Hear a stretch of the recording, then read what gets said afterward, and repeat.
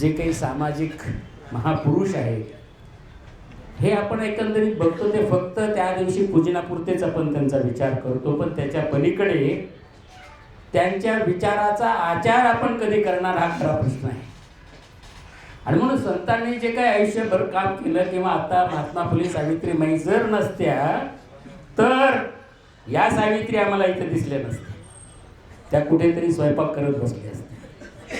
ही परिस्थिती आहे. परंतु आम्ही फक्त सावित्रीबाईंची पुण्यतिथी जयंती ते पण एखाद्या घरात किंवा एखाद्या सार्वजनिक ठिकाणी करायचे आणि दुसऱ्या दिवशी त्याचं नामोनिशाण आमच्याकडे राहत नाही. आम्ही पळतो ते फक्त पैसा कमवायला.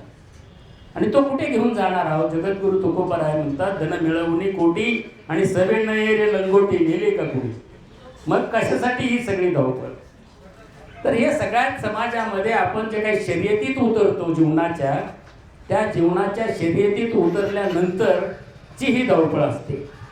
आणि त्यावेळेस आपल्याला समाजातील इतर जे काही घटक आहेत जे उपेक्षित आहेत या घटकांकडे बघण्याचं, डुंकून पाहण्याला सुद्धा आपल्याला वेळ नसतं. एक उदाहरण सांगतो. आमचे एक एक्झिक्युटिव्ह कार्यकारी अभियंता होते. त्यांची बहीण दिल्लीला होती, पण ती आजारी पडली आणि डोंबिवलीला राहत होते म्हणून डोंबिवलीला ते आले. आणि त्यांचं त्या दिवशी एक भाभा संशोधन केंद्रामध्ये अर्जंट मीटिंग होती. ते माझ्याकडे आले, म्हणले साहेब जरा मला मदत करा. म्हणलं काय झालं? बहीण अशी ॲडमिट आहे, पण ती फार लास्ट स्टेजला आहे, कधीही काही होऊ शकतं. आणि भाभा केंद्राची जी मीटिंग आहे त्या सभेमध्ये सभा सुरू झाल्यानंतर कुणालाही परवानगी नसते.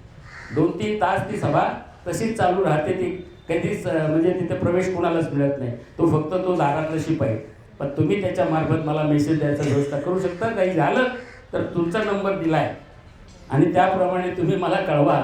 आणि ते घडलं आणि त्याप्रमाणे पाहिलं. आणि मग आम्ही त्या दिवशी आलोच नाही पुण्याला, तिथेच मुक्काम केला. आणि सकाळी आम्ही त्या अंत्ययात्रेला गेलो.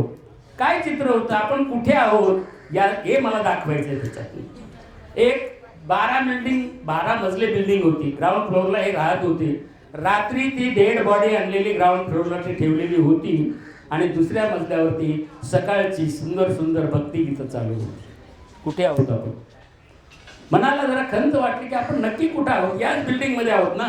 शेजारच्या बिल्डिंगमध्ये असेल तर एखाद्या वेळेस समजू शकतो आपण, पण याच बिल्डिंगमधले रात्रीपासून इथे एक डेड मृत शव पडलेलं आहे, एक डेड बॉडी पडलेली आहे आणि आपण मात्र मस्तपैकी आपले गाणे ऐकण्यात बिझी आहोत. आपल्याला काही